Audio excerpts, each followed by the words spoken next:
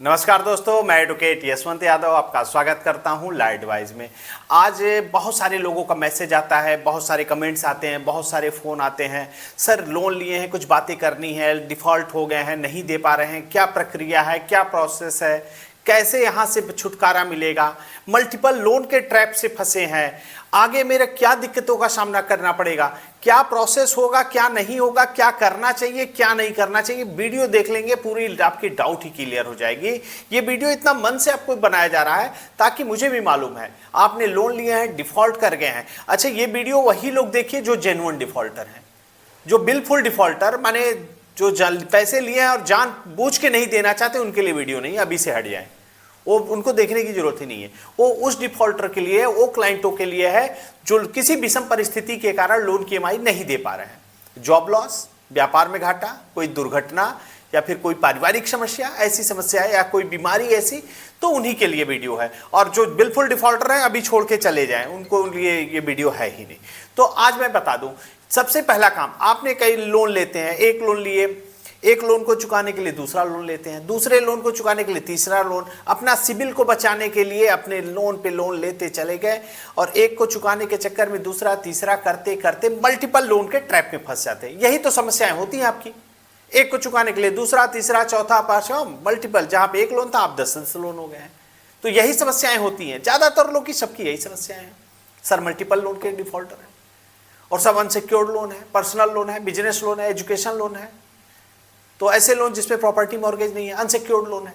तो इसी के लिए वीडियो बना रहे हैं। तो ये चीज जान लीजिए। तो कंपनियां करती क्या है, यदि आपने लोन लिया, डिफॉल्ट किया, नहीं दे पा रहे हैं, तो सबसे पहला काम आपको किसी एडवोकेट के माध्यम से या फिर आप हमारे माध्यम से भी कंपनी को एक लीगल प्रायर नोटिस जरूर दे दीजिए। लीगल प्रायर नोटिस का मतलब क्या होता है, जैसे आरबीआई की गाइडलाइन में भी है, आपने लोन लिया, डिफॉल्ट किया, किसी विषम परिस्थिति कुछ भी हो सकती है, तो क्या आपने कंपनी को बताया, क्या आपने कंपनी को अवगत कराना सही समझा, क्या आपने रिटेन में दिया। अवगत कराना मतलब होता है कैसे, क्या फोन करके बता दिए, उसका कोई मतलब नहीं। आप उसको प्रमाण चाहिए ना। कोर्ट में तो पेपर होगा कि पूछा जाएगा ना कि आपने लोन लिया, डिफॉल्ट किया, तो आपने कंपनी को अवगत कराया, कंपनी को इन्फॉर्म किया, और किया तो कैसे किया। ऐसे तो नहीं मैंने बता दिया था, मैंने फोन कर दिया, कोई बातें नहीं होती है। रिटेन में बात होती है, लिखित बात होती है। कंपनी को आपने स्पीड पोस्ट भेजा, जरिए रजिस्टर्ड डाक, लीगल प्रायर नोटिस दिया, हाँ या ना, ये चीज होती है।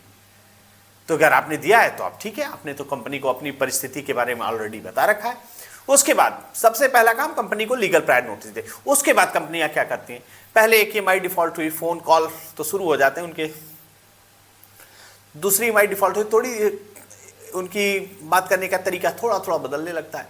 3 ईएमआई डिफॉल्ट होता है, एनपीए में जाता है। एनपीए में जाने के बाद ये कंपनियां नोटिसों का शुरुआत करती है। पहले आपको रिकॉल नोटिस देंगी, डिमांड नोटिस देंगी, तो आर्बिट्रेशन की प्रक्रिया करेंगी। तो रिकॉल नोटिस आए तो उसका जवाब दे दीजिए, डिमांड नोटिस आए तो उसका आपत्ति उसका जवाब दे दीजिए, आर्बिट्रेशन का नोटिस आए तो उसका ऑब्जेक्शन दे दीजिए। आर्बिट्रेशन में नोटिस कई आएंगी, सोल आर्बिट्रेटर की नोटिस आएगी, सेक्शन 21 की आएगी, सेक्शन 17 की आएगी, सेक्शन 62 की आएगी, आर्बिट्रेटर अपॉइंटमेंट करने के बहुत सारी चीजें आएंगी, नोटिस आएंगी। जो जो नोटिस आते जाए आर्बिट्रेशन की नोटिस का आपको ऑब्जेक्शन करते जाना है।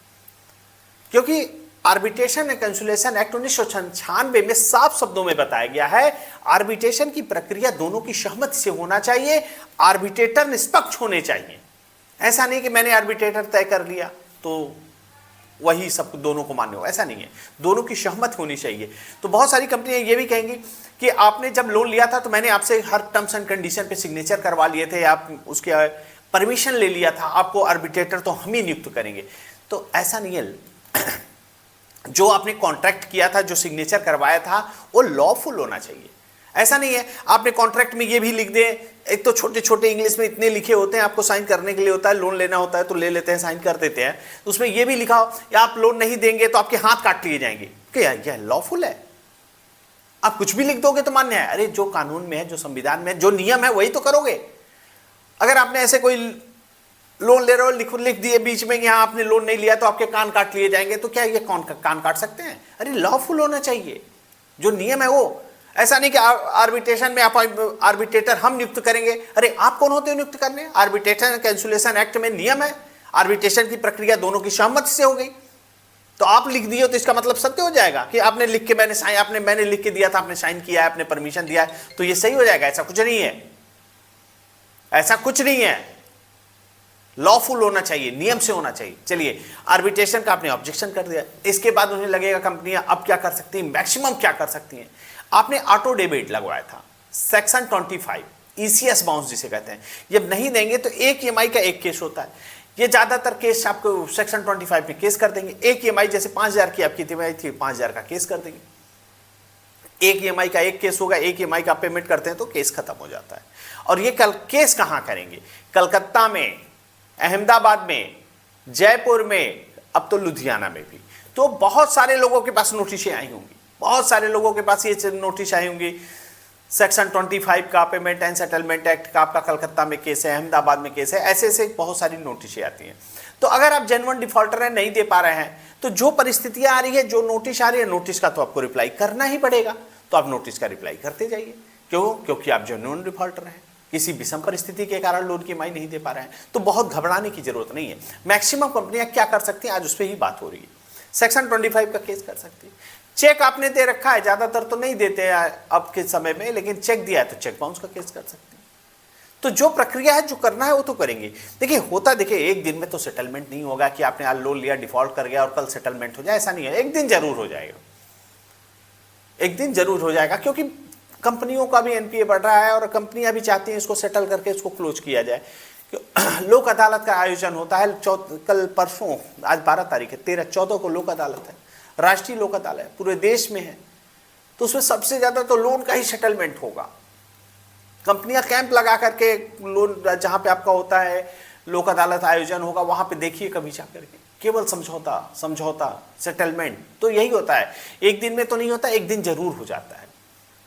ये समझौते की ही अदालत है। और कंपनियां क्या कर सकती हैं, अब तो देखा जाता है बीएनएस की धारा 316, 318 में केस कर दे रही है। माने कि आप तो जेन्युइन डिफॉल्टर हैं, तो 300 से कहां धोखाधड़ी हुआ, 420 धोखाधड़ी कहां आपने किया? आपने तो सब अच्छे सब डॉक्यूमेंट दिए थे, आधार कार्ड दिया, पैन कार्ड दिया, सिबिल देखा गया, तब तो आपको लोन दिया गया। तो आप कहां धोखाधड़ी, कहां छीन लिए, कहां आपने बैंक से छीन करके थोड़ी लोन ले लिया कि धोखा दे दिया। और साफ साफ माननीय सुप्रीम कोर्ट का आदेश है कि वित्तीय लेन देन में, पैसे के लेन में क्रिमिनल केस कंसीडर नहीं होता है कि आपके ऊपर धोखाधड़ी 420, 406 और 316, 318 केस हो जाएगा। अगर ऐसे केसेस हो जाते हैं, कंपनियां कर देती हैं, तो उसके बाद वो सेम डे बेल हो जाती है। मैं आपको बेल करा दूंगा, कलकत्ता में, अहमदाबाद, जहां भी होगी मैं आपको बेल करा दूंगा। उसके बाद एक लीगल ड्राफ्ट बना के कंपनी को जरूर दे दीजिए और माननीय सुप्रीम कोर्ट का जजमेंट का हवाला देते हुए कंपनी को इन्फॉर्म कर दीजिए कि वित्तीय लेन देन में क्रिमिनल केस नहीं होता। फिर उसको आगे का प्रोसेस जो होगा वो करके उसको खारिज करा दिया जाएगा। और बहुत डरने घबराने की जरूरत नहीं है। पैसे हैं तो दे दीजिए, पैसे हैं तो दे दीजिए। और उनके लिए वीडियो भी नहीं है, क्योंकि जो जिनके पास पैसे हैं वो दे करके क्लोज करिए, दे करके उसको समाप्त करिए। नहीं पैसे हैं, नहीं दे पा रहे हैं, नहीं दे पाएंगे, उस कंडीशन में पेपर वर्क जरूर करिए। पेपर वर्क मतलब लीगल ट्रायल नोटिस जरूर दे दीजिए। उसके बाद जो जो नोटिसें आती जाएं, नोटिस का आप जवाब टाइम टू टाइम देते जाइए, नोटिस का जवाब देते जाइए। केस होगा तो बेल कराइए, जो प्रक्रिया है वो करना पड़ेगा, वो करते जाइए, बस यही बचाव है।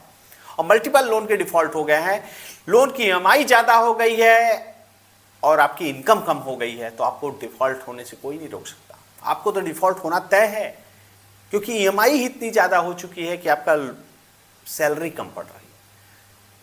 तो इस कंडीशन में आपको डिफॉल्ट होंगे ही।